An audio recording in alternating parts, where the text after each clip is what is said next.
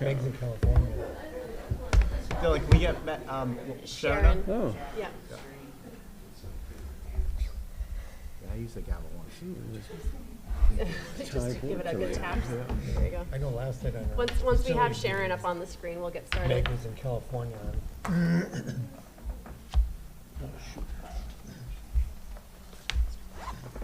Oh, there's Sharon. Hi, Sharon. Can you hear us? Okay, we're good. Are we on that? Yep. Yes. Okay, I'll call the meeting to order. And seeing as I'm remote this evening, I'm going to ask our secretary, Laurel Steinhauser, to actually run the meeting since she's present in person. All right. Then we are going to get started with the Pledge of Allegiance. Stacy, would you like to lead us in the pledge? Pledge allegiance to the flag of the United States of America and to the republic for which it stands, one nation, under God, indivisible, with liberty and justice for all. Trying not to kick that plug out, I guess. All right. Is there a motion to approve the agenda? So moved. Thank you, Tim. I'll second that. Thanks, Dave. All in favor? Right. Aye. All right. Is there a motion to approve the consent agenda? So moved. Thank you, Tim. I'll second. Thanks, Stacy. Any discussion? All in favor? Right. Aye. Unanimous. All right, let's move on to audience of citizens. Do we have anybody who'd like to make a comment?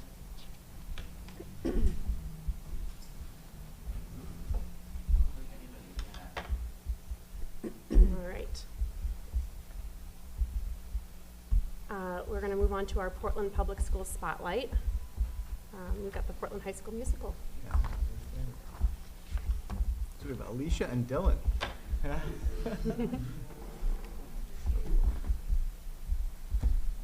Are we going to get to watch the show again? No, it's like 2.5 hours long.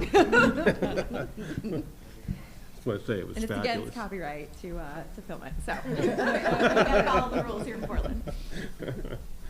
Yes, we do.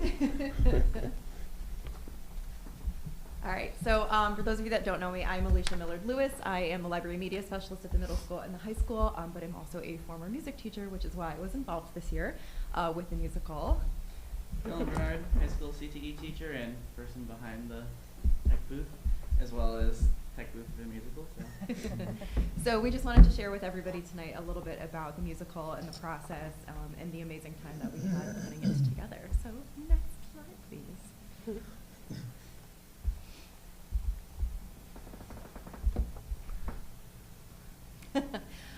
So we figured we'd just kind of give you a rundown first of how long the kids were actually working on this, because it was quite a process. So I'm going to let Dylan talk a little bit about the audition process, because I was not officially invited to start until like November. Sure. So at the beginning in October, we had the students come in for a day of acting and vocals, where they each sang whatever songs that we had selected for them. They each read a couple lines with each other and individually, and then between Kristen, Sam, myself, Stu, we went through and figured out, one, what would each student be interested in and what they wanted, and most importantly, if there was anything they definitely didn't want, and then we just started narrowing it down and getting people in roles, and it seemed to work out pretty well. Yeah. Isn't it funny, didn't Marley not want to Yes, originally so be our original Ariel? when after her audition, Tucker had asked her, he was like, is there any role you don't want? And she was like, well, I don't think we'd want Ariel. And we were like, oh, okay. And after she walked off the stage, we all looked at Sam and we were like, you had to ask her that question? That's it. We ended up pulling her out of class and we were like, you'd be perfect for it. And she got all excited. And, she was our Ariel. And she was amazing. She was wonderful. Yeah. Yeah, she was incredible. So our rehearsals actually started back in December, at the beginning of December, well before vacation. So we were twice a week then. And Sam and I kind of took turns switching on and off who was running those rehearsals. January, we picked up to 4 days a week, 2:30 to 4:30. Again, both of us still kind of switching on and off. So that was the beautiful thing about having a co-director for Sam this year, is that we could take turns and still be able to go home and spend time with our families. During that time, the stage crew and the set crew were working on renovating this sets and whatnot that they had designed 2 years ago when we were going to do it the first time. And we're kind of getting into the swing of things. We have Jenna, who was one of our students in charge behind the scenes down there. February, still 4 days a week, bumped up to 2:30 to 5:30 for most of the rehearsals, so we were there a little bit later. That's where my tech crew kind of came in, and we started doing things like lighting and mics and all that fun stuff to get them used to acting on stage with their microphones, figuring out how loud to talk, what the lights were going to be like for them. Yeah. So March still kind of the same schedule, but it was nice because the sets were done and we had tech crew ready to go. We could integrate them into our rehearsals after school. So the kids were mic'd way earlier than they usually are. They were using props way earlier than they usually do, and using the sets as well, which was really great. Super helpful since we have that new sound system too. Yes. So we have a Saturday rehearsal. It was originally supposed to be 9 to 5 on March 12th. But thanks to the weather, we had to cancel it, so we only got to run through the show that one time. But it still was great. It was perfect. It was good practice for the kids, and we used all of our costumes, I believe, that day too, which was really nice. And then Tech Week. So this was when we were there much later, until 6:30 every day after school.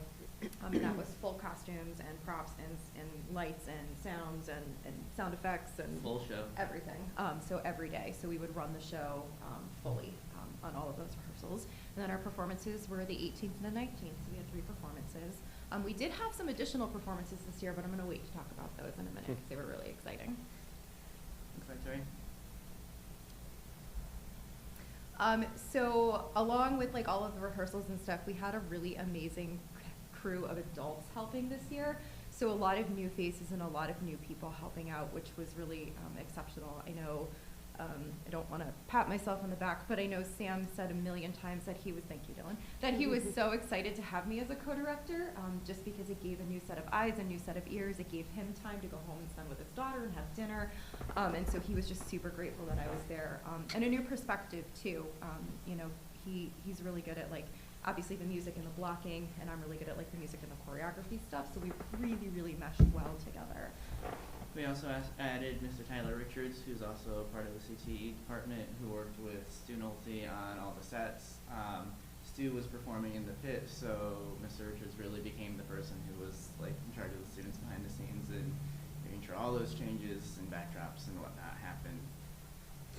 I think it was a really great opportunity for all of the students to see their teachers working together as well, because as much as we like to try to collaborate during the school day, it's really, really difficult. So to have us together all the time after school and on the weekends and for those performances, I think it was really beneficial for them to see us working as a team too. We had a ton of faculty that joined on and parents for things like costumes, and some were playing in the pit, and we had some coming in to help with tech and figuring out different scenarios and situations that we had. So we really couldn't have done it without everyone. Yeah. So thank you if anybody is watching right now. Next slide, please. All right, so rehearsals. So like I said, we started back in December, and we had this super amazing Raina come and do the choreography for us. So this is just a picture of the kids. This is I think our very first like choreography rehearsal that we did. So things were a little rough. This was under the sea, and so they were learning how to do this dance. This should just be... We have a small portion of this video to play from one of our rehearsals. So again, this was super early. Did you go see the show? Maybe. If it was. There it goes. This is Fathoms Below.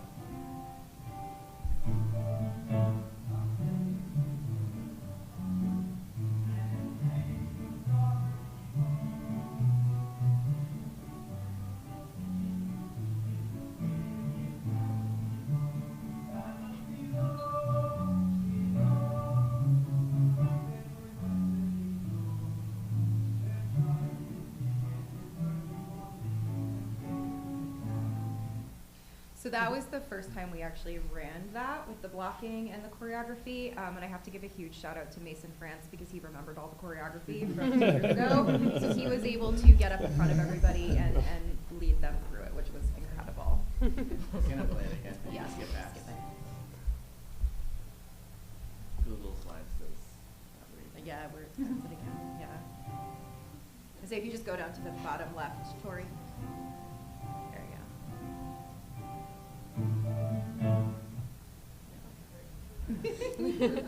No worries, honey. This should be, okay, so this is another one. So this one was Positivity. So Positivity is a fun one because there's a lot of dancing in it, and this is a song that is not originally in the movie. It's one that they made for the musical specifically.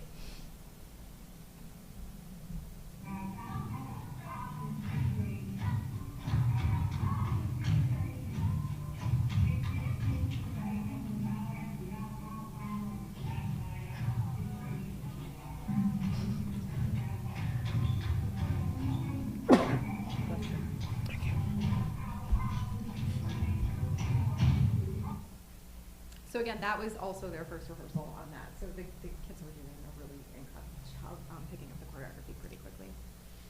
The next couple of slides are, as we get past this one again, you'll see a bunch of different pictures as we'll go through from rehearsals and different shows and whatnot. This was Mason during one of the dance scenes when we were trying different things out, having them run out with the audience, getting as many people as possible interactive. And these again are just more choreography rehearsals. This is for Under the Sea during the dance break. Keep going. Same thing here, so the kids were learning Under the Sea. Around this time, this is where the different stage crews came in. They're working on their sets here with Mr. Richards, setting up different pieces for our backgrounds and our props and whatnot. So not only did they go in and paint, produce everything, and then they worked it, pulling everything out, and doing all those scene changes super, super quick. You go to the next one. I do have to say our stage crew was on point, thanks to Miss Jenna. Again, I'm gonna embarrass her again. They all love to have fun, enjoy each other too. A couple of times, Alicia had to go on, join stage, fill in for someone. Absolutely killed it as Ursula standing one day. But anytime we had a spare second, we were having a good time. You can see in both of these. You go to the next one. In these pictures, you can see the full. So on this side, we have Mr. Nolte and Mr. Richards, the whole behind the stage crew. The other side is myself, the tech crew who handled the lights, booth, and all the different mics. Jenna was on both our crews. Not only did she manage all of them, but she was also on a walkie, and anytime someone's battery died, I'd be like, Jenna, go swap a battery. Yeah, she was definitely an important part of our show, Yeah. for sure.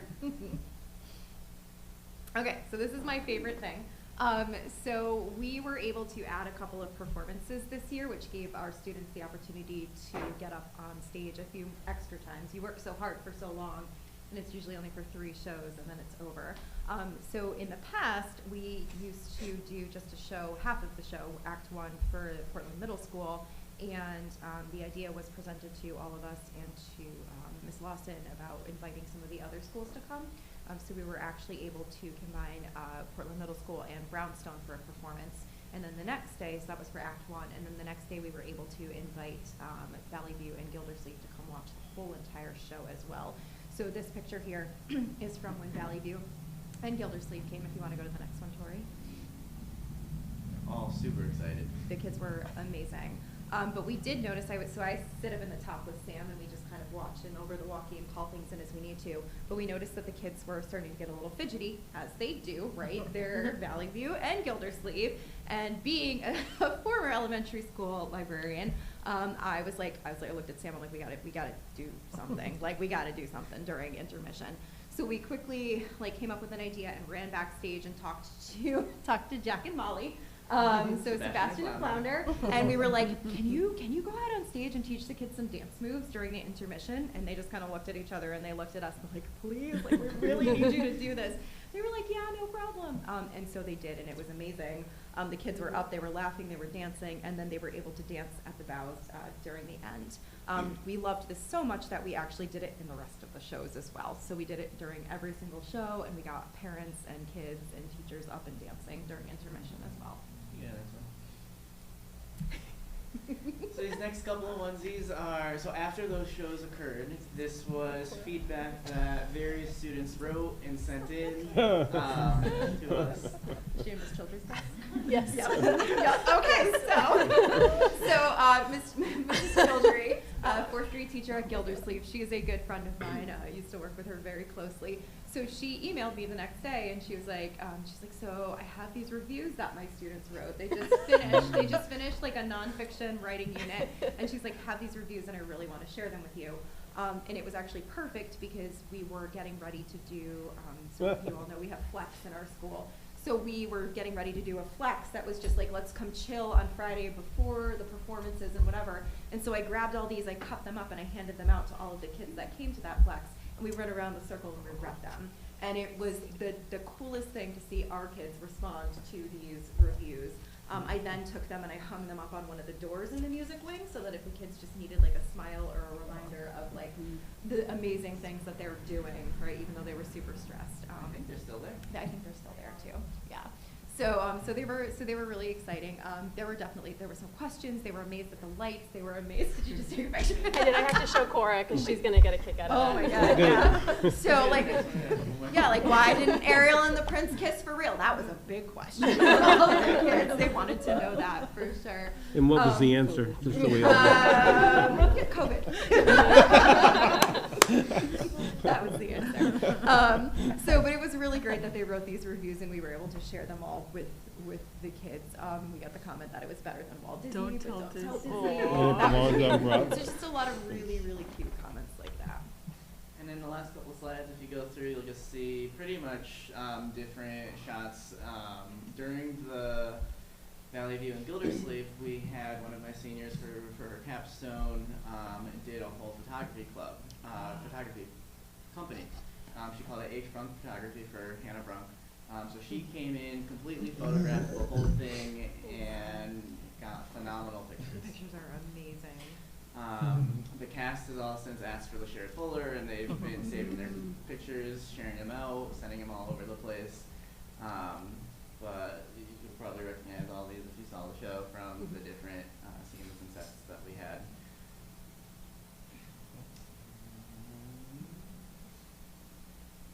Once we got to the end of the show, every day we would send the cast out for the younger grades to, you could hold on this one for a second, to go and give was Valley View and Gildersleeve, right? Yeah. Give them like a send-off. After every show, kids would run up to Marley and ask for pictures of Ariel or Flounder or Autographs. Sebastian, autographs, all the whole thing. The very last show that we had at the bottom over here, our seniors decided to pull something together for the musical group that I don't think has ever really had before. It happens with sports all the time. They do like a senior night type of thing. But Matt, who was our Triton, really wanted to do this since the majority of the seniors who were involved back then, either as ensemble or tech or whatever it was. So they kind of went around, thanked everyone, shared their favorite memories, and pretty much had a good time. The last couple pictures we have are, if you go to the next one, just a couple group shots. This is the cast at their bow. Probably right before their dance scene. And And that was everybody. So it was a small, definitely a small cast this year, but they were certainly mighty and they had a lot of heart and they put in a lot of hard work. And I know I am so proud of them. I know that you are too. And it really was a blast. It's like, there's a big void now. We left, it was like 2 days later, we both left school at 2:45 and we're like, what do we do now? I popped into Mr. Tucker's room one day. I was like, "Hey, we got a problem up in the booth with this light." He was like, "Oh, we're on it. We're on the show." But So it was a really great experience, and we just wanted to share a little bit about it. Thank you. Thank you. We appreciate it. That's great, thank you. That's great.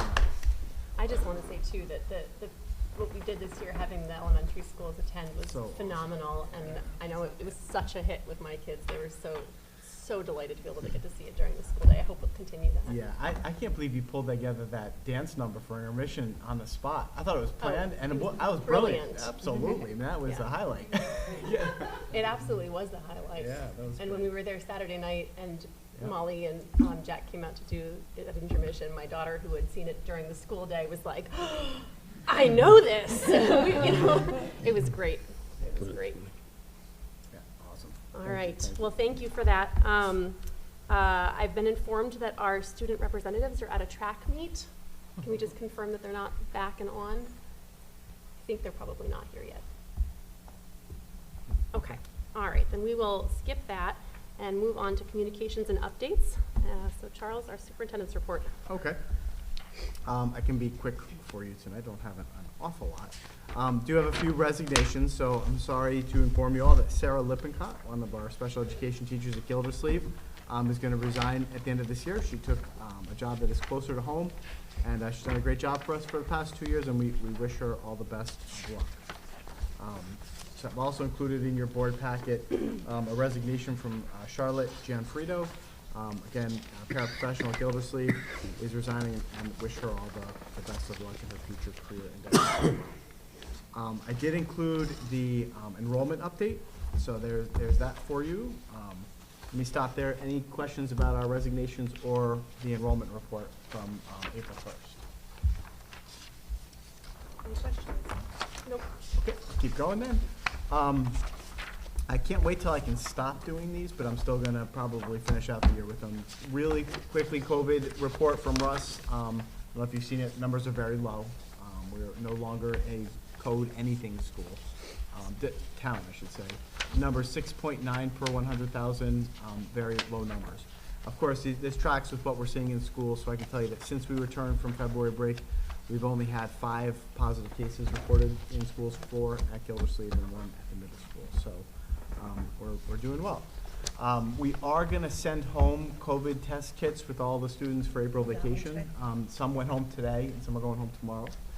And we're just asking parents, not a requirement, but especially if you travel, test your students, consider testing your students before we reopen school. Again, not a requirement, but we have the kits, thought that it would be a good time to get them out to everybody. So those are going home in backpacks. I think Brownstone went home today, Valley View, and everybody else is likely to go home tomorrow. We got some a week or two ago from the middle school too. Good, okay. Yeah. Yep, good. So they're going out. All right, so as you all know, we're very excited about the Senate bonding that we received for the track. Stephanie showed me today our RFQ, right? So what we're going to put out, hopefully soon, before, certainly, before the end of the spring here, is a request for qualifications. This would go to architecture firms. So what an architecture firm will come in and do all the surveying, engineering work, and draw up the plan for us. So the RFQ, the people would submit their qualifications, we would select the most qualified person, and we would then ask those individuals for a bid to come in and do the architectural services. Then we use the architectural services to write the specifications that we put out for a request for proposal to vendors. So my hope is that we, and again, I'm being a little ambitious here, but by the end of the summer, we would have all of the architectural surveying work done and be out to bid, and hopefully be selecting a vendor. Again, as we're learning more about the track, it's a project that is temperature dependent, right? So unlikely that it would be done in the fall. Winter is not a time you can do it. If we're lucky, maybe this time next year, we'd be having the work done. So more to come on that. I'm sure that will be a focus for our upcoming board meetings. But first step is RFQ. Thank you to Stephanie and Tom for their hard work putting that together, and we'll keep you posted. There's no way to speed up that timeline? Maybe, I don't know. Oh, It I'm all just curious. well, it all depends too on the companies. There's not very many people that build tracks.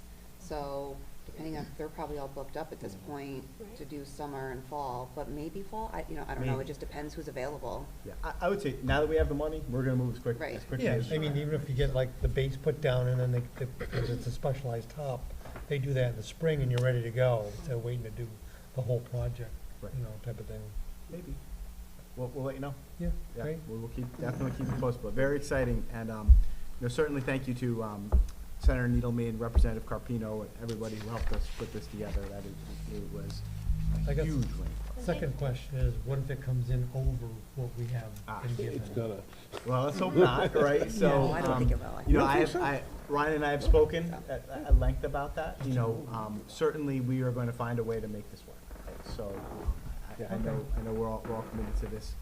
We're hoping that it stays at that number. So more to come. Stay tuned. Two quick ones then.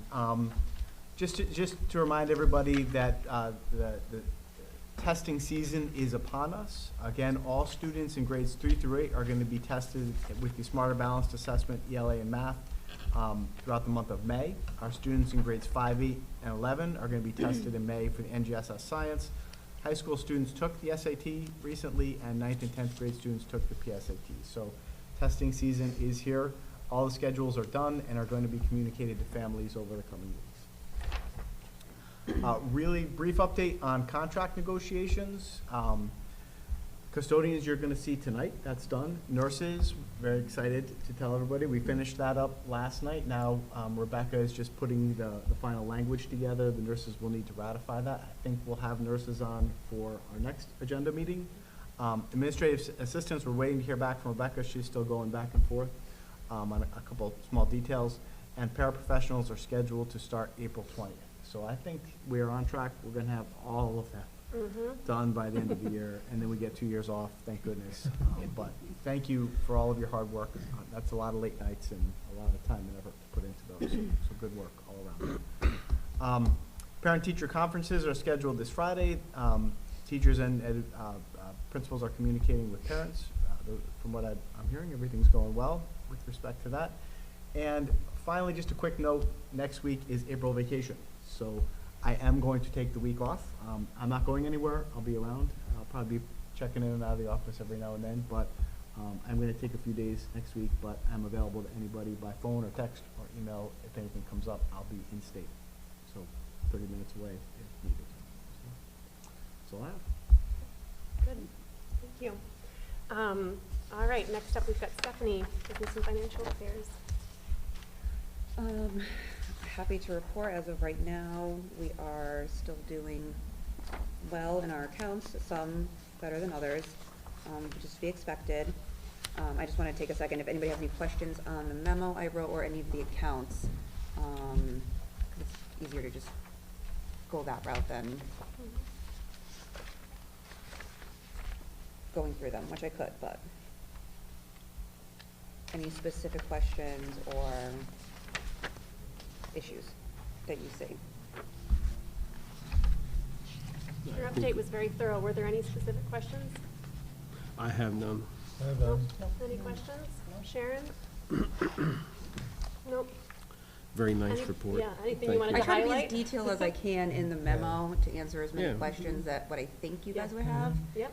And just hitting upon the biggest accounts. Mainly right now, it's just gonna be gas, electricity, and now that we're gonna be probably switching from heat to air conditioning. Hopefully not a lot of issues arise with the HVAC system. Other than that, we're doing pretty good. Great, thank you, Stephanie. All right. So next we have an update on substance abuse and prevention in the Portland Public Schools. Sure, so this was requested at a recent meeting. I know we took a couple weeks to put this together, but I'm happy to have Kate and Cindy come on up and I'll turn it over to you and give us the update. And we did include this presentation in the packet. As Kate and I looked over these slides, any one of these slides could be 1,000 slides.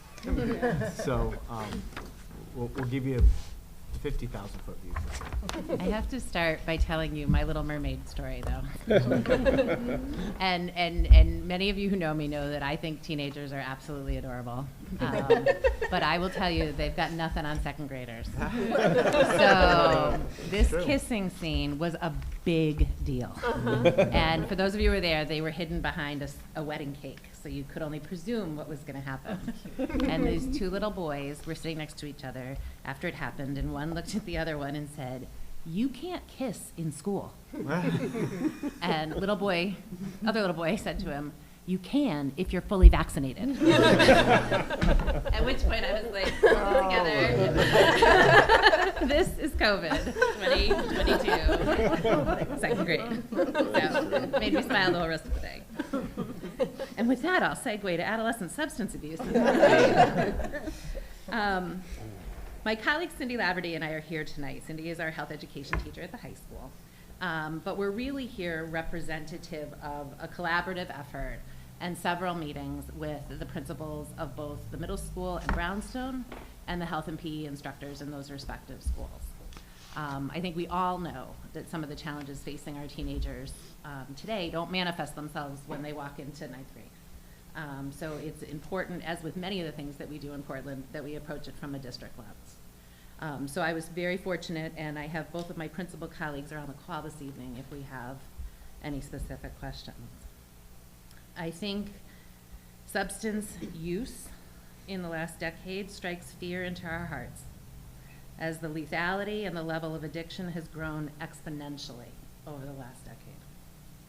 The stakes have never been higher, and we know that risk-taking behavior begins often in early adolescence. Can I have the next slide, please, Tori? So, a couple of comments about where we are now, because I think that was the initial question from the board. Has the problem gotten better? Has the problem gotten worse? Has it changed? There've been a lot of changes, and things that we had always known to be true don't hold the same way. One of the things that we have faced is the advent of electronic devices.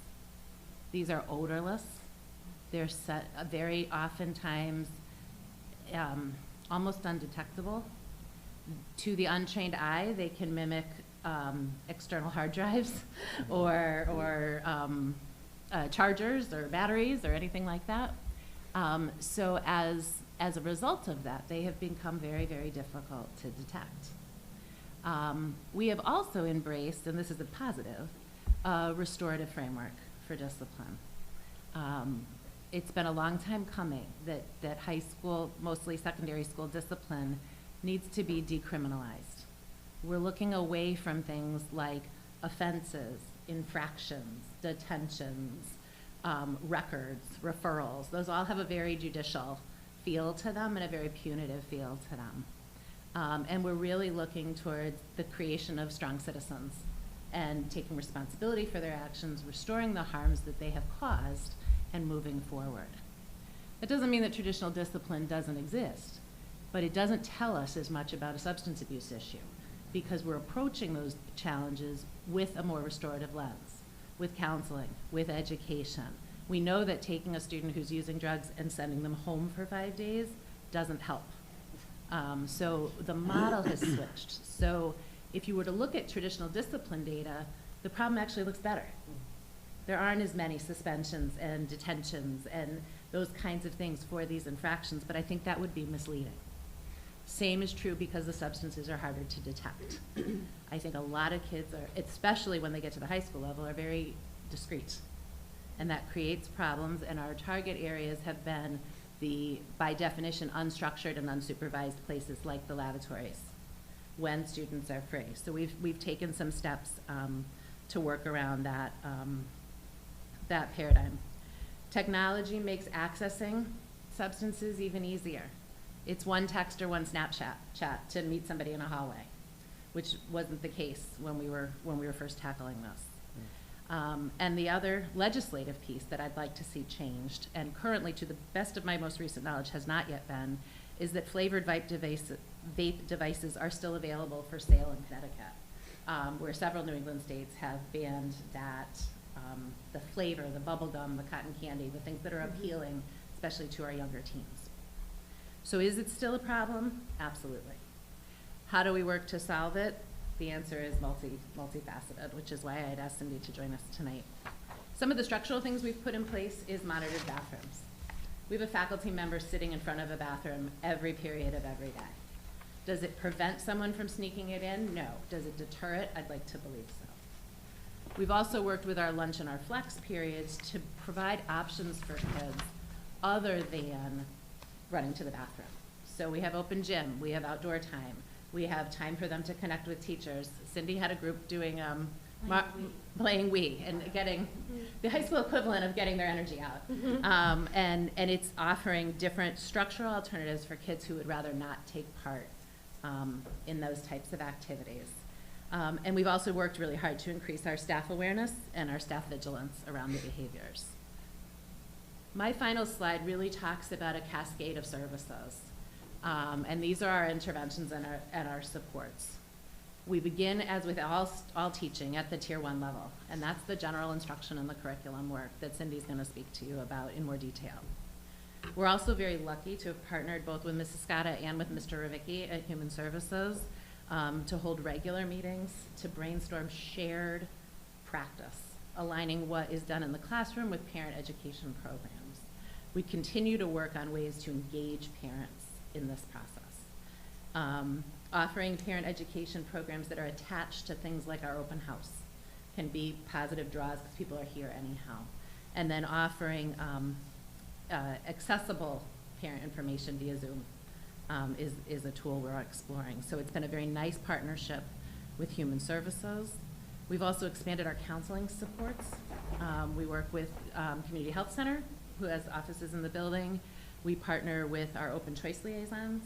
We partner with DCF workers, ICAPS clinicians, which can provide in-home services to our most at-risk families, as well as our school counselors, social workers, and psychologists. We meet collaboratively as a team, look at trends, look at groups of kids, see what we can do to intervene and support. I wish there'll come a day where exclusionary and traditional discipline doesn't exist. Most of the time, those exclusionary practices like suspension are when the behavior or the actions of a student puts others at risk or in danger. So that would be sale or distribution of drugs or alcohol or illegal substances, as well as other things like, thankfully we have very few weapon infractions. We partner with the police. We enjoy a wonderful relationship with our police officers.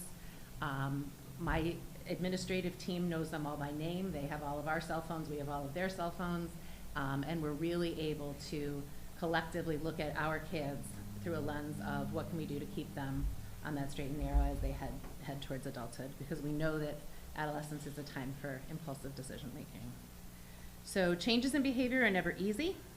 Our goal is to shift the mindset. Our goal is to look at the root cause of the behaviors, and our goal is to provide education for all. So with that education lens, I'm going to invite my colleague, Mrs. Laverty, up and let her talk to you about our curriculum and the causes. Yeah, so I'm Cindy Laverty. I teach health at the high school level. I love my job. I really do. Okay, so actually, could you move forward another slide? So this slide is sharing with you the experience that kids will have in Portland in terms of how much health education they have at the different levels. By the time they get to me, they've got the most. It's great.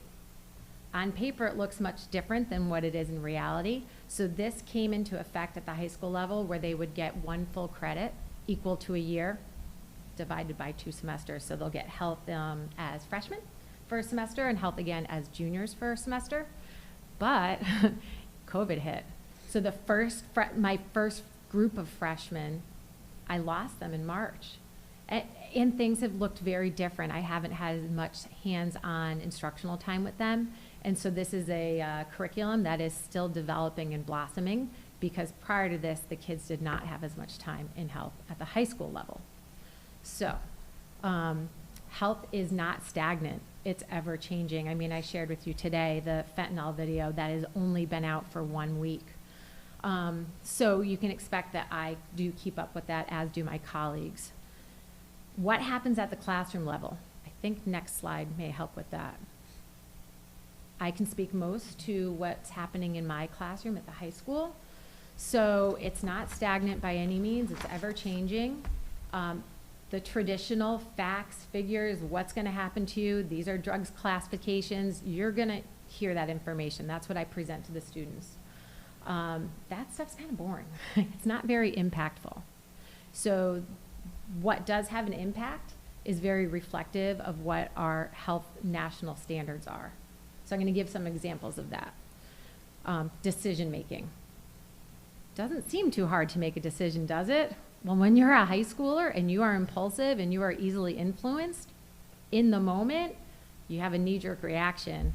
You like to take risks. And so in a more structured setting, it's really important to go through the decision-making process because it plants a seed for when you are sitting there and you're like, what should I do? So I like to say that our conversations are about planting seeds. Also important for kids to anticipate consequences, which is also another part of decision-making process. And I guess I'd like to rewind for a moment. What I wanted to share with you is that these are not always specific lessons. They're more conversations that get infused into all of our topics. They have a place everywhere. And I know right now we're speaking specifically about substance abuse, but we're going to see this in anything that we talk about in the classroom setting. But I always revisit it depending on what topic we're on. So anticipating consequences. Well, if I make this choice, what's going to happen? Okay, so there's this consequence. What else is going to happen because of that consequence? So that trickle-down effect. So it's a forward thinking that I try to help them with, again, in the controlled environment where it's easy and it's safe. And that plants the seed, hopefully, in a more real-life situation. Analyzing their influences. We all know you're hanging out with a group that does this, that's what you're going to do. That works in a positive way too. I mean, if your friends care about their grades, you're going to start caring. If your friends are texting each other to hit the bathroom so you can get, that's what's going to happen as well. So thinking about that influence, social media, what impact does that have on you? What are the conversations you're having with your parents? Who are your trusted adults? So thinking about those things. Coping skills. So here we go. Stress is real. It's not going away. And how do we deal with it? And substances are a quick fix. You learn that pretty soon. And especially when you're a risk taker. So teaching the proper coping skills is essential because you're always going to have highs and lows in life. That's a guarantee. But what do you do? So I try to give a toolbox of things to access that are going to be helpful instead of harmful. I think the best stuff happens, though, when it comes from a voice beside my own. So I always invite in guest speakers, and Dr. Britton was able to come in this week because of a reference that Meg Scotta gave me. And it's a girl from Southern Connecticut who talks about her own experience with vaping and the addiction she went through and all the harm it caused and where she is now in life. It's always the hindsight is 20/20, but she can tell it as a 20-year-old versus the dorky health teacher who's like, well, I've never done this stuff, but here's what could happen to you. So those voices are so powerful, and it reflects the message that I send in the classroom setting. And then I have other former addicts that have come in and spoken to students, so, they're getting it from different angles. And then I think most importantly, the constant message that we send as health teachers is you want to have a good quality life. That path doesn't get you there. So that's the overall theme, and all of this stuff falls underneath it.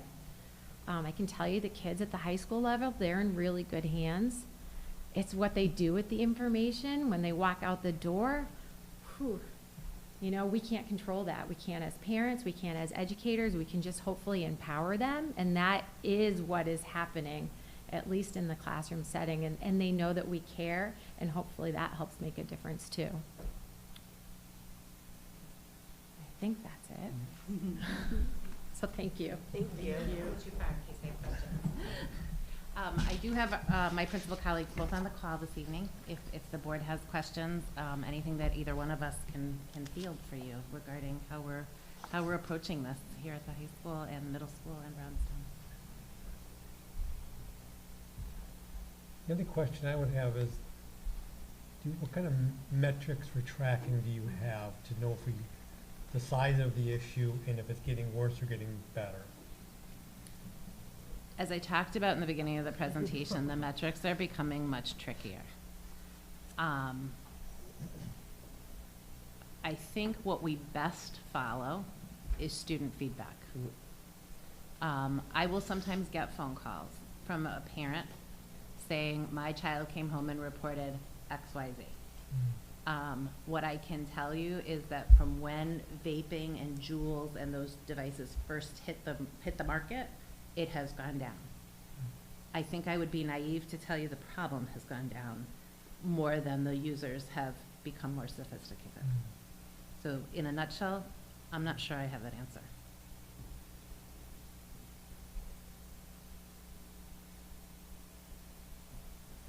I guess I'm wondering, besides vaping, in terms of other substances, I mean opioids and even marijuana, whatever, I would think those would be easier to track. Are you seeing, what are you seeing in schools?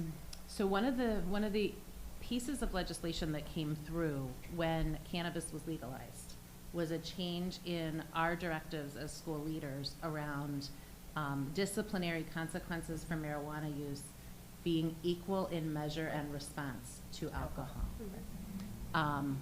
Thankfully, that has not been a huge impact. Or even alcohol, for that matter. It's there. It is a very often, and I think Cindy hit the nail on the head, a maladaptive coping strategy of youth that also probably has hurt our society as a whole overall. One of the challenges that administrators face with the vaping devices is what's inside it. And very often, that is the CBD, marijuana-laced vape oils versus the nicotine. So again, that's a real hard tease out because kids are able to replace cartridges and change things. What I will say is that it feels, since we've returned from COVID, and Cindy, please correct me if you think I'm wrong, that the obvious symptoms that you would see of alcohol use, of marijuana use, of drug use have declined. Again, I don't want to be Pollyanna about it, but that seems to be different. Would you agree? Yeah, and then especially in candid conversations, I mean, the reality is marijuana is normalized right now. And so I'm not sure if your question is it geared towards what's happening during the school day or outside of school? I guess mostly during the school day. Yeah. But I mean, you know, I remember being a kid, and there was cigarette smoking in the bathrooms, and there were certain kids that drank during the day, and there was always pot in certain areas of the school. I mean, are you seeing things like that, and are you seeing it with like heroin or fentanyl or pills? Like what does it look like right now in the schools? When we have had issues with students with taking pills, it has resulted in medical emergencies and ambulance rides. Thankfully, again, that's limited to a handful of times over the course of a year or so. We are probably erring on the conservative side. I would much rather send somebody who took nothing to the emergency room than the other way around. So that is definitely how we proceed. Do I smell clouds of marijuana as you walk through the hall? Absolutely not. Absolutely not. But they're vaping it. But the devices are there, right? Yeah.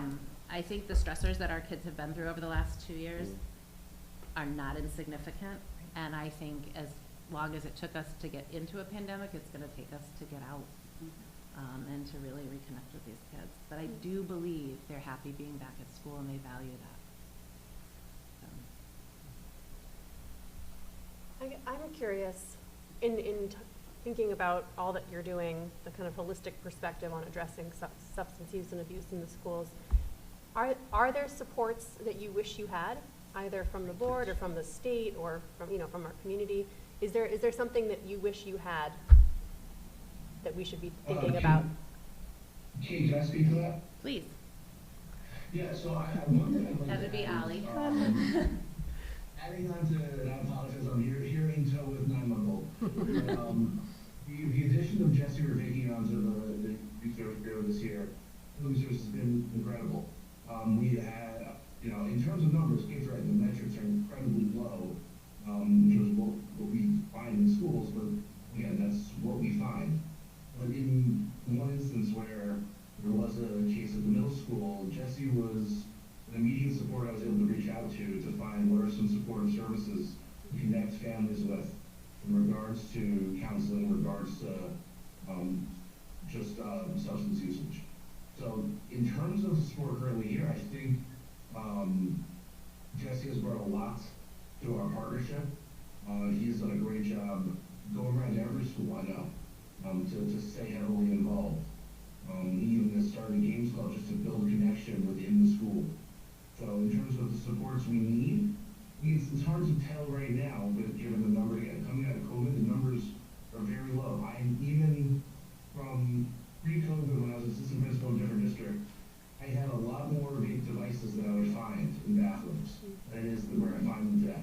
Okay, so situations I wouldn't match. That's a much fewer and further between instance right now. But we have a good amount of support right now with Portland Youth Services, which I've found very helpful this year. And I would add on to that. Oops, did I echo? We will never have enough community services for families at risk. What kids walk home to, what families are faced with, the economic stressors, the coping mechanisms within the household. I don't think I'd ever be able to say we're good. But those are the kind of things that if they're not organic and authentic, they don't work. So yes, I would ask the board to keep always thinking of ways that we can expand our repertoire of services for our neediest families. You know, the other piece, and this has come to an issue, it comes as a conversation each time we look to fill our security position, is wondering what type of partnership with security and rules and police is appropriate. And one of the conversations I would really like to explore is looking at a school resource officer, because that allows that community policing element not to be punitive, but to redesign the role of a police officer to kids who very often have a fear of police or have been raised to be afraid based on the color of their skin or their family's political beliefs or their own personal experiences. And community policing and programs in the schools like the DARE program and those things really can personalize resources and supports in a positive way for kids. So if there was a wish list, it would be an unending supply of community resources and supports and partnership, really, because when we all work together as a town with our educators, our parents, our law enforcement, and our medical, we affect good change for kids. And can cut through a lot of that red tape that sometimes makes getting an appointment with a therapist a monumental task for a family who's working at a cash register. Mrs. Hyde? I was just gonna thank you, Kate. That was very apt and powerful. I think that the prevention piece at the 5th and 6th grade level is really important, and I wanted to say thank you to the Human Services in Portland who's supporting bringing Ginger Cats to talk with all of our 6th graders. We just today met and handed out the books to the teachers. Each student will take home one of those books. And we'll have the opportunity to hear the story from Ginger Cats about the passing of her son. And I think that the prevention, to speak to what Cindy said, kind of that progression and the themes that we hit on each year with students, that prevention is just so important with the younger students before they're ever even offered these different substances to have a lens to kind of see that through and to figure their way through those is really important. So thank you to Human Services for helping us with that as well. So important for that modeling too from parents. So, as we all have lived through this and are currently still living through this pandemic and, the stressors and the things and the methods that, parents use to cope too, it's just, we all need to kind of learn that self-care and really what that looks like to, and how we're presenting to our kids. And the very real developmental indicators of the adolescent brain. Mm-hmm. They are not ready yet to face those adult decisions. And the example I often use, usually when I am trying to explain how some behaviors are typical of adolescence and not criminal, is that, you know, a 2-year-old throwing food on the floor, we all say is normal. An adolescent making an impulsive decision, we say is a violation of a code of conduct, which is quite honestly what we got to get to. But that's where they are developmentally. And that's where our opportunity to reteach and reframe is what we do as high school educators. It's the reward of the work. Were there any other questions on the board? No, but thank you very much. Thank you. Thank you for Yeah, putting thanks, this Dan. together. Yeah. Thank you very much. All right. Yeah, all right. Let's have, we've got Dawn here for an update from our Director of Student Services. Yeah, I think Dawn's gonna loop into A1A here too. Okay. Okay, that's great. Good evening.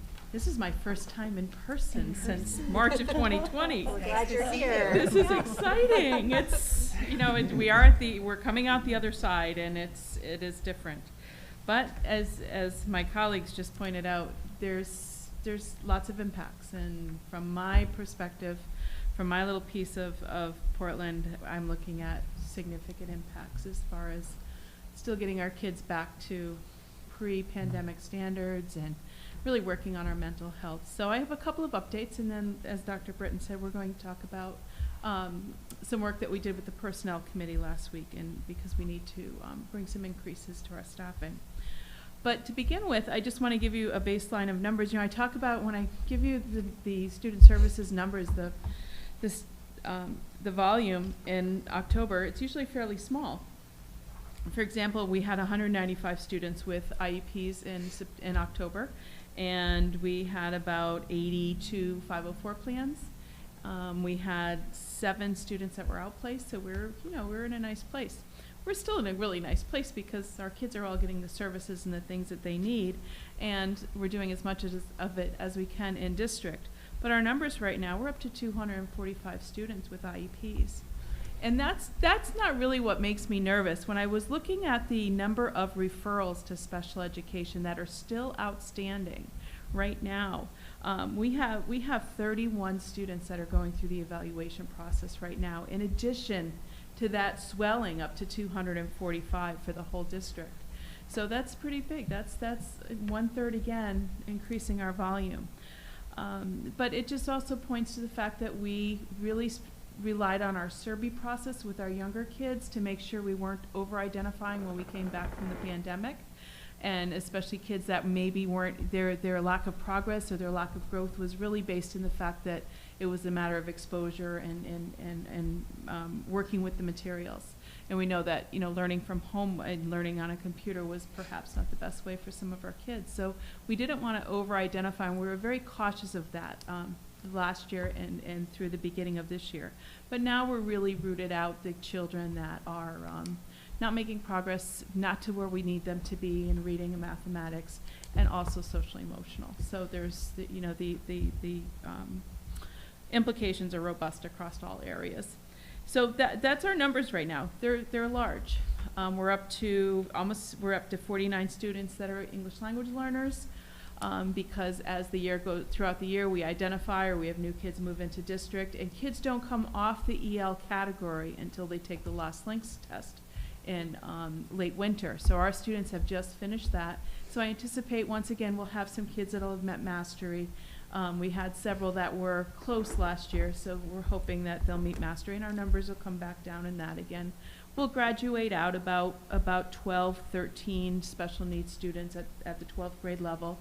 And as we'll hear about when we talk about paras in just a minute, our preschool, our birth to 3 feeder program, if you want to call it that, is just, you know, there's a lot going on in Portland. There's lots of families with little children, and those children really suffered the most, I think, because of the lack of access to birth to 3. I have some students that have come to us as a birth to 3 referral that never actually met their birth to 3 provider in person. It was all done virtually. So it's a very different, very different world. But I'm not here to paint a picture of gloom and doom. I just kind of wanted to give you an idea of where we are right now. And, we're in a good place. Our special ed teachers and our psychologists and our speech pathologists are all working really hard. They're trying to get all this testing done, get all these meetings wrapped up, get answers to parents about whether their child qualifies, should have services, should have summer services, all of those answers. So we, they're going to earn their break next week, and they'll come back with being raring and ready to go. So that's just an update on where we are with numbers. Our outplacements are up a little bit. We're up to 12, and I know I've been sharing with you that we've had about 4 students across the district that we just can't program for in district. And when we reach that point, it's really because we're talking about safety at that point. It's just they just really need a smaller, either a hospital-like environment or a highly therapeutic without the access to all the things that get in their way by being around school, that amp up the anxiety or cause them to make some impulsive choices that are not in their best interest. Kind of to tag upon what Kate and Cindy were just talking about, the idea of, the brain is not developed all the way there, and sometimes some of those choices really jam them up. So we do have several students that are in that position. Right now, our special programs that you guys as a board have been so supportive of us building, the bridge program at Brownstone and the harbor program at the secondary level, all of those programs right now have over 40 students involved in them. So everybody's at a really good capacity. Dr. Britton and I were able to watch a group in the harbor program. It was great to see them doing a science experiment. Pulling out the goggles and working with an electrical device to make their own light bulbs. So the idea is we're not just sitting around doing worksheets. That's never been our model. We never want kids to just be doing work while they work on their social and emotional needs. It's authentic learning that's being done with passion and excitement. So I just wanted to give you a little update on that. As I alluded to, our Lost Links testing is done. So the EL students are finished, and we have several students that are taking the Connecticut alternative assessment. But our numbers, the state, I told you a couple years ago, the state really pushed us to have less than 1% of our students with special ed needs to be identified using an alternative assessment. And we're doing really well. I think we're at 4 or 5 students this year that are taking the alternative assessment. Everybody else is geared up and has either taken the SAT or the PSAT, or they're doing Smarter Balance. So it's exciting. The standards, we're holding kids to standards that are rigorous. CT SEDS is the other update. I just wanted to let you know that we're cruising, getting ready to embrace the new IEP plan, the IEP model, and then also the CT SEDS platform. So all of that will be incorporated into the state's tool that they've developed, and there's going to be a lot of learning that will take place over the summer. We'll have 8 what we call experts, CT SEDS experts, throughout the district that'll do a little extra training, and they'll come back and be the trainers that train the rest of the staff and help us get ready for that turnover. So we think about things that get us excited for the summer break, or things that make us nervous for the new school year.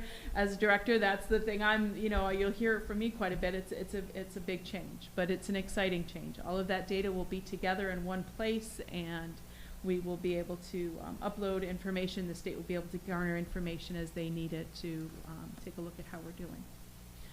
Okay, any questions about that? All right. I just wanted to, and I'll segue into the next piece then. First of all, tomorrow is National Paraprofessional Day.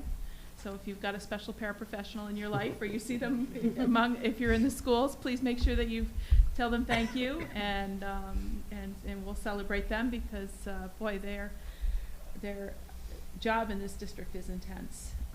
We have paraprofessionals that are highly trained. You helped us bring in a Braille transcriptionist, and we have people that are highly trained in discrete trial instruction. We have others that are highly trained in implementing behavior plans. Others that are the master of a whole bunch of subjects by working with and tutoring high school students and everything from civics to English 12 to, you know, what they're doing in their technology classes. So it's really exciting to see the paras that we have across the district. But what's happened right now is we've had a couple of new changes with some of our students that have required us to need to add 3 more paras to the roles. And two of the paras are going to work out of the Brownstone Bridge program. And that really is just because the students that are coming into that, there's a couple of students that have been placed in that program almost like on an emergency basis. Their social emotional needs escalated to the point that they couldn't be in the mainstream classroom and really needed to go into Bridge really on a full day basis. And both those students at this point need a 1-to-1 para. You know, I'd like to say, well, we can hire one and that person can support both students. And if they were both in the same grade and going to the same, you know, mainstream classes and moving in and out, we could definitely do that. But one student is this big and one student is this big. So they're even in different schools when they're able to go back to their mainstream classes. But in the meantime, right now, there's a lot of work being done to help them gain regulation, really kind of slow down what's going on with them and get them back on track, because we really want to keep these kiddos in our school district and not have to send them into you know, a higher level of care into the private sector. So that's 2 of our paras. And then I mentioned earlier our birth to 3 providers, our birth to 3 students coming up. We have 2 students that are coming in that really need 1-to-1. In addition to the 1-to-1 supports that are already in the classroom, we have a paraeducator in both preschool classrooms. And between that person and the teacher and all the related services people that work in it with the students in that room, those folks are busy. They're hopping all the time. But what's happened is these 2 students that are coming in, one's in a morning session, one's in an afternoon session, have very significant health needs. So things that we wouldn't, you know, that an adult would have to leave with that student to go to the nurse or to go to a quiet room or things like that. So it works out nice that one student's in the morning, one's in the afternoon, but we do need to add a position for that role too. So I had, a couple weeks ago, I had sent a memo to Dr. Britton, said, okay, we've done everything we could. We looked at all of our arrangements, all of our assignments, and we just needed to add those. There's no way to make up the coverage for these students in this way. So, and I know it's late. We're starting the fourth quarter. You know, we're rounding the bend in the track and getting ready to finish out the year. But if we don't hire these people right now and support these students, it's going to impact negatively their programming. So we had proposed to hire put out to hire 3 new paraeducators and have them be with us through the end of the year. And we're not gonna offer them a temporary position because, as you all know, I talk about this every year, we have a high rate of attrition. I already have 3 paras that have come to us and said, I'm going back to school, or I'm taking a job somewhere else, or I'm student teaching. So, you know, these folks will easily be able to be absorbed for next year if we don't need the positions. I've worked with the principals very carefully during the summer to take a look at assignments, look at who's moved into district, who's moved out of district, and make sure that our assignments are pared down as much as we can. But right now, this is what the need is presenting, and we would reevaluate over the summer, and I would get back to Dr. Britton and back to the board if we, you know, depending on what our numbers are going to look like for next year. So, any questions? Dawn, when you just spoke to the personnel committee about this last week or the week before, whenever it was, you talked a little bit about the financial piece. Do you want to update the board on what that looks like? Yeah, and I know Stephanie's here too. So we had talked about the idea of, I don't have the numbers in front of me, I'm sorry. So we have IDA funding, that's a 2-year grant. We're coming up on the end of the 2020 grant because of FMLA, a position unfilled for a while. The 10 positions that I have in IDEA, I kind of have a little wiggle room. I have about $16,000 left that we have to use by June 2022. So by calculating how many weeks are left, whenever people would get hired, it would basically cover those positions for the last.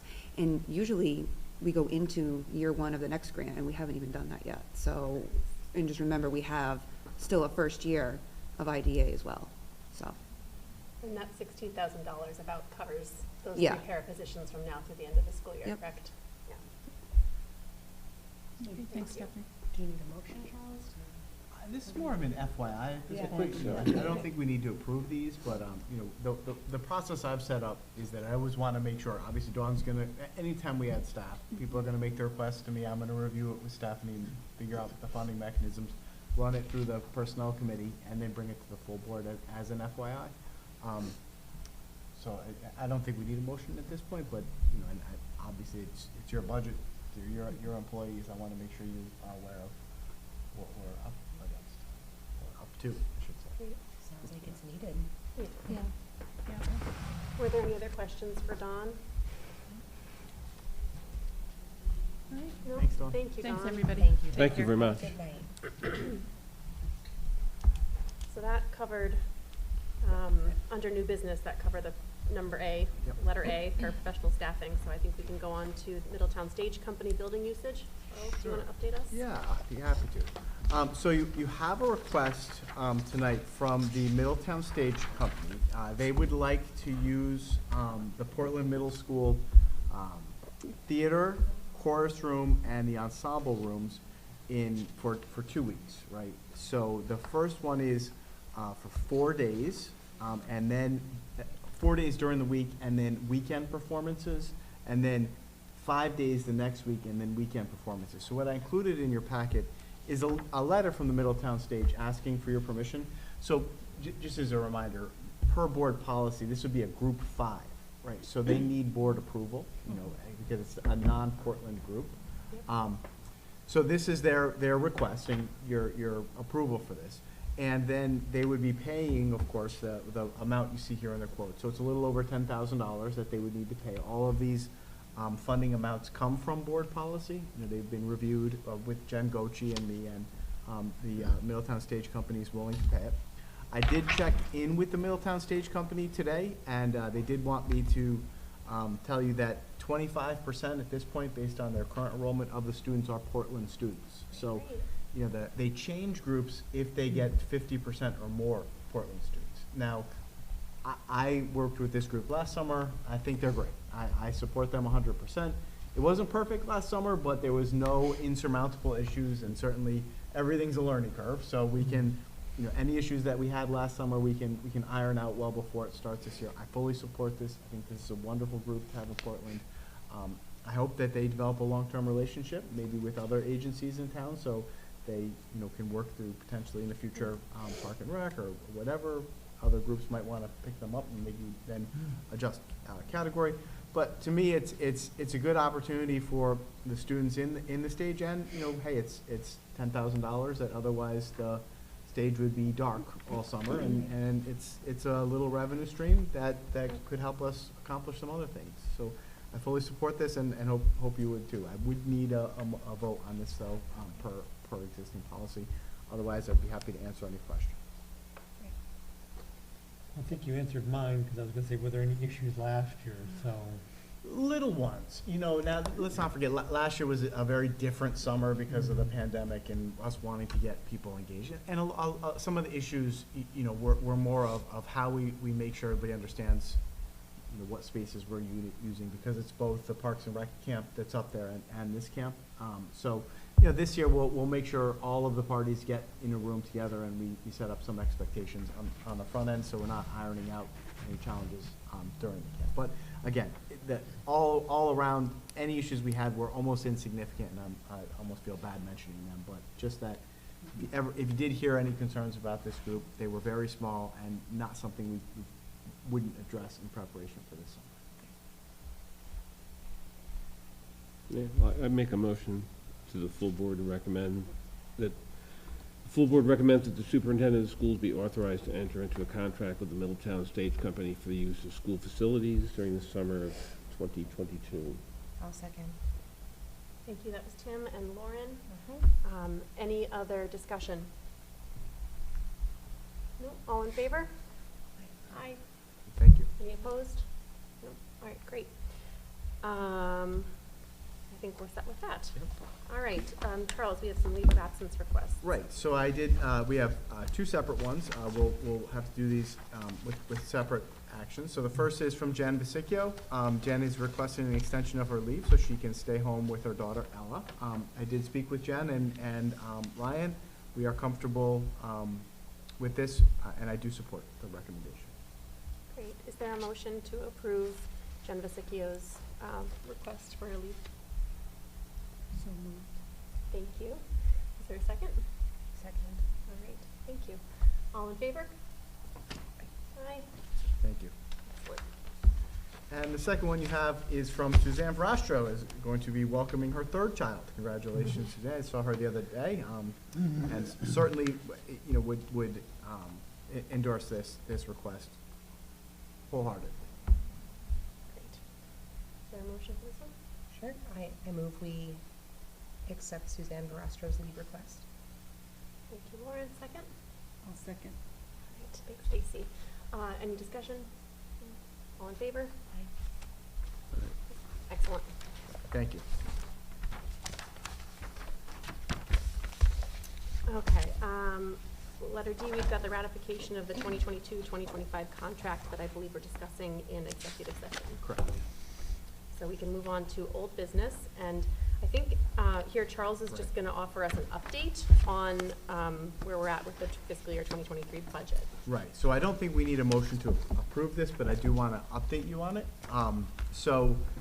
Last week, the Board of Selectmen met, and they have reduced our budget by $40,000. My recommendation at this time, and Stephanie and I spoke about this right after it happened, is that I not identify any cuts for you right now. I believe we're gonna, and again, I have to say this, I don't know yet, but I believe we're gonna be able to absorb this cut in new revenue. Specifically, you've likely heard that the chef case was recently settled. Because of that case, I think we're going to have additional funding flow our way for each of our open choice students, right? So Stephanie and I are still working on the numbers, but I think that number is $2,000 additional per student. Would that be correct, Stephanie? Yeah, we get 8,000 right now, and they'd be increasing it to 10,000 a student. Right, and that's 57 students. So if you do the math there, you would see we would quickly be able to absorb this 40,000. Now this isn't done yet. We're still waiting for the legislative session to end and to see what additional dollars will flow our way. So I'm hopeful and optimistic that we won't have to cut this money, but otherwise would absorb it in additional revenue from open choice. If for some reason that didn't happen, Stephanie and I will go back to the budget, take a look at it, and also I would remind everybody that we still have some ESSER funding sitting out there that we could apply to it as well. So I'm comfortable that right now not coming forward and identifying where this money would come from specifically. Hopefully we'll be able to either absorb it in new revenue or additional cuts if needed. And I'll certainly, Stephanie will report out and I'll keep you posted as we head into the summer. Do you have a sense of how soon we'll hear from the state about the funding for our students in Hartford? I don't. I don't have to give a date. I don't know right now. Okay. I guess I'm wondering, with the concerns for rising fuel costs, how we will manage that if it gets much higher. I mean, it's bad. And it could get worse. See Stephanie smiling. She's watching it closely. It's hard, you know, Yeah. you don't It's know. unknowable. Yeah, Right, that's- you don't know what's yeah. gonna happen, and we can't base the budget off of Right. what we Unknowns. think it's gonna be. Right. You know, it could get really low, you know, and we wanna make it beneficial for everybody, you know, we don't wanna hurt the taxpayers, we wanna, you know, again, we'll have to see other revenues, you know, open choice is a very fluid account where I usually have some wiggle room if need be, and we can cover positions with that funding because all of our positions hit all students, so, it's easy to move around funds if we need to. And Stephanie watches obviously the numbers like a hawk. We would move aggressively if we ever had concerns. It would start with a budget freeze, you know, then we would start moving things around and putting off purchases and doing as much mitigation as we would need to, right? That's the good thing with a new year, you start fresh, you know, we can like we did last year. We start the year off, sorry, you can't spend anything, and that helped. So hopefully by end of summer, beginning of the fall, we'll have a better idea where prices will be, what, the revenue streams will be, and just keep you guys updated. And the other thing is, we have to hope that, if, again, God forbid, things doubled or tripled and wars got worse or things happened, we wouldn't be alone, right? It would be a state, it would be a nation that, much like we saw with COVID, we would hope that people would realize that we were struggling, and whether it be at the local, state, or federal level, we would have to make appeals for additional funding if gas or anything else, threw us out of what we can anticipate. And we saw that with COVID, right? So, we will always work at the local level to, do the mitigation that we can, but if this is a global phenomenon, we would have to hope. And Charles, we currently have 57 open choice students enrolled, correct? And I believe we discussed that you're opening additional seats for next year. Yeah. What's the timeline like on when we can anticipate how many students we actually will have? Okay, so we, as, again, part of the chef decision, we have been asked to open additional seats, and we have opened 10 additional seats. Now, those go through a lottery. Is that K through 12? That's K through 12. Yep. And most of the seats are opened at kindergarten, but we have opened additional seats at other grade levels too. Obviously we avoided some of our larger classes like kindergarten, second grade that have more students. But where we've either had open choice students leave us, we reopen those seats, and then where the principals have identified some room, we've opened there too. But kindergarten in particular is one of the areas where we open it. The lottery is going to happen soon. It happens in April, and families are starting to be notified of what their choices are. And generally in the May, June timeframe, we're receiving word from Open Choice about what families have accepted their placements. Okay. Now, when families are choosing, I know because my children went through the CREC lottery. Yep. We got to attend different schools and kind of choose what school. Is there anything that the district offers so that parents can see what our schools are like? What information are parents choosing our district? Yeah, so we've given them a lot of information. We, actually, Eric Martin has gone to open choice fairs, and we go and market the district. We provide them promotional materials. That's one of the big reasons why we put ourselves out there on Facebook and Instagram and have the websites, and people are welcome to research us.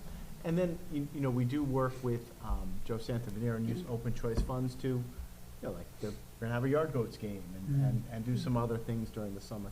I would like to see us do some tours with families that are interested in us. We have had them sort of visit us informally, but we're going to do more of that to make sure that people are making an informed decision.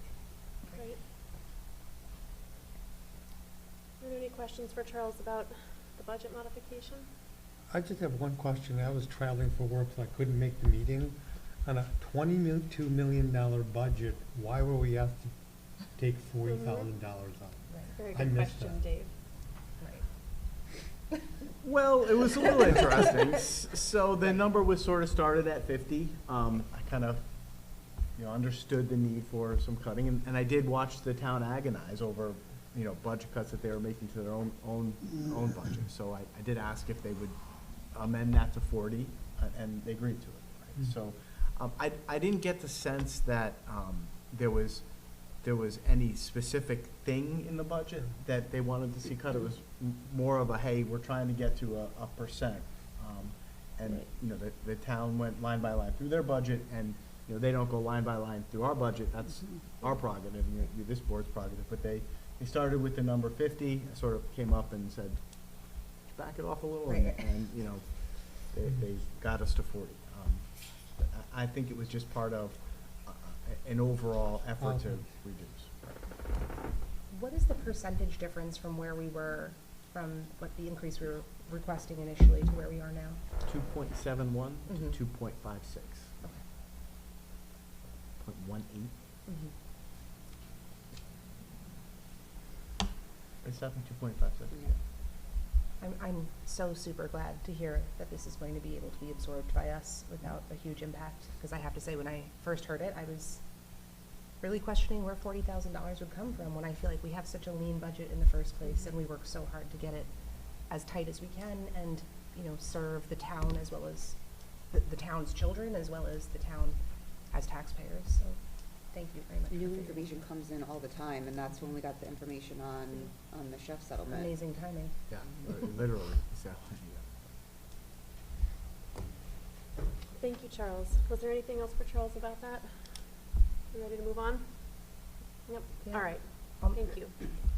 I'll make a motion. No, we're not, Nope. we're not gonna have a there yet? motion. Oh, we're not. Oh, Yeah. that's right, because it's not. Yeah, thank you, sorry, didn't mean to interrupt you. No worries. We can move along to committee reports. Lauren, did you want to give an update on curriculum? Sure. Curriculum, we're just having a bit of a hard time scheduling-wise, getting us all together. So we've really only had one meeting since we've tried to start revamping the committee. We really need to kind of zero in on a day and time that's the same every single month between us, because there are really great things that we need to start being able to do. So hopefully in the next few days, we can narrow down a date and time for everybody that works. Great. Policy, I can just say we have not had a meeting since our last board meeting. We do have one scheduled next Wednesday, so we should have some updates for our next Board of Ed meeting. And personnel, Charles already gave the rundown of where we're at with all of our contract negotiations. So we'll skip that. Buildings and grounds, Dave? We have a, we're mostly doing school facilities and Yeah. stuff, so. Got it, okay. How about, Meg is not here to give us a correct update, so we can skip that.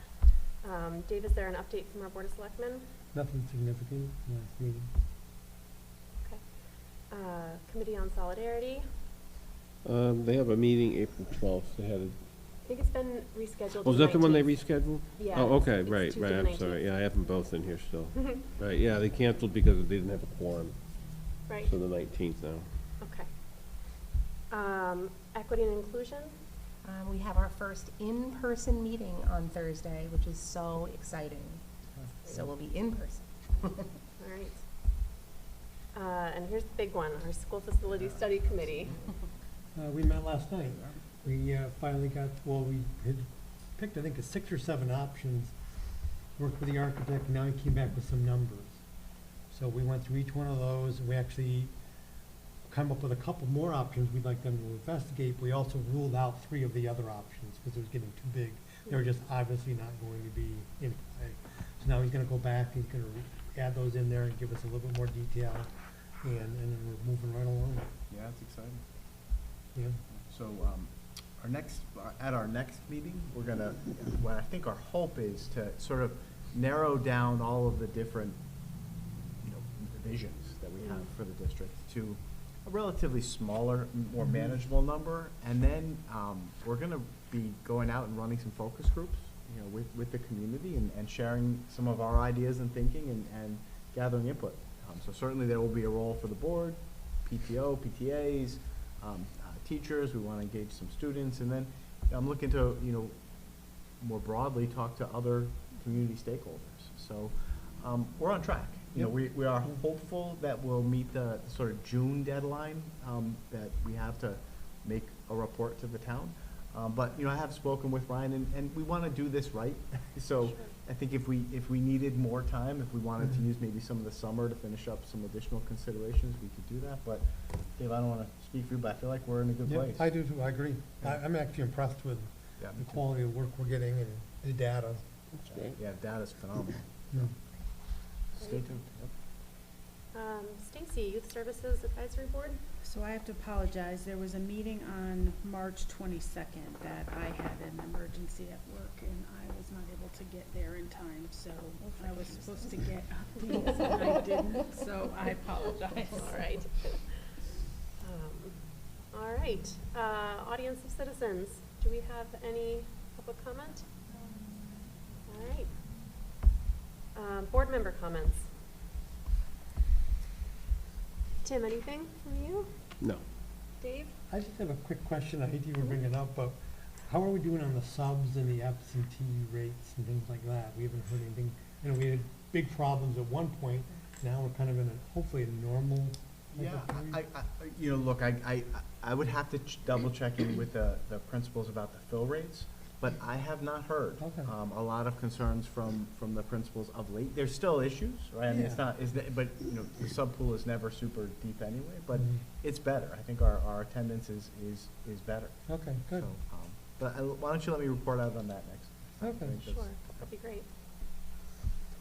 Stacy, any comment? No comments. Lauren? No, I guess just thank you to Kate Lawson and Ms. Laverty. I really appreciated the presentation. I think it's really helpful for us to be always aware of where our students are and how we can best serve them, especially in adolescence, so thank you. Yeah, agreed. Sharon, did you have any comment? Nothing to add. Good night. Thanks. All right, and I don't really have a comment, I just have I have a quick question for Dave, actually. Are you aware, do the Board of Selectmen, have they assigned a liaison to the Board of Education? I'm just They did curious. assign several meetings back, but I don't remember. I'll check in that. Okay. Yeah, I will, I was yeah. just curious, I know that I appreciate getting your updates from the Board of Selectmen. Yeah, and yeah. In the past, watching Board of Selectmen meetings, you know, previous years, Jim was always good about giving updates on what was happening in the schools. Just curious if that line of communication is staying open. But that's all from me. So if there's a motion to enter into executive session So moved. and to bring Charles with us. And bring Charles with us. All right, thank you, Jim. Is there a second? Sure, I'll second. Thank you, Lauren. All in favor? Aye. Great. Thank you. Thank you.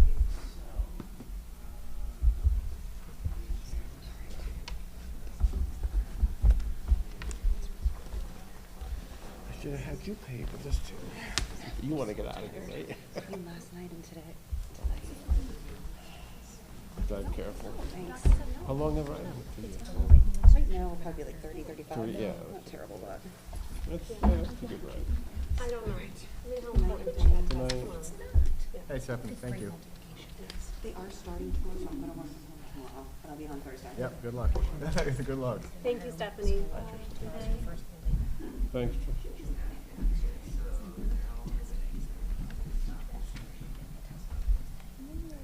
Don't cross the streams.